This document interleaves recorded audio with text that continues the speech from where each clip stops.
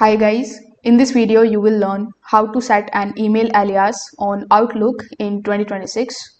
Now an alias lets you see another email address inside the same inbox without creating a new account. So let's walk through it step by step.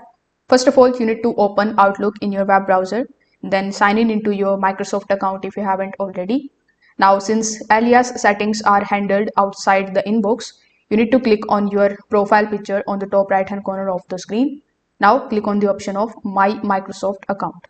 This is going to take you to your main account dashboard, which is going to look something like this. On this particular dashboard, simply hover over to the left hand side and click on the option of Your Info.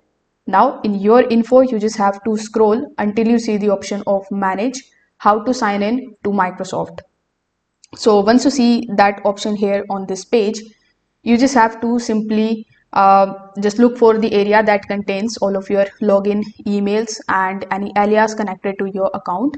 If you see that, simply click on the option of add email.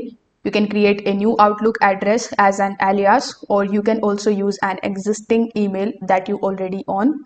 Now, if you choose an existing option, Microsoft will send a verification email to confirm that it actually belongs to you. So once the verification is done, the alias will appear in your list of sign-in options.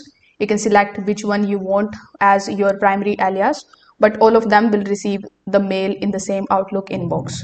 Now you can go back to your Outlook account. To send an email using the new alias, you just have to open a new message and click on the option of the form field over here. Now, once you do this, you need to choose your alias from the list and Outlook is going to send the email using that identity. So if the form field isn't visible in the composer section, you can click the options at the top and enable the option of show forms.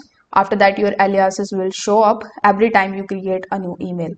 If this video helped you out, make sure that you like this video and subscribe to the channel. Thanks for watching.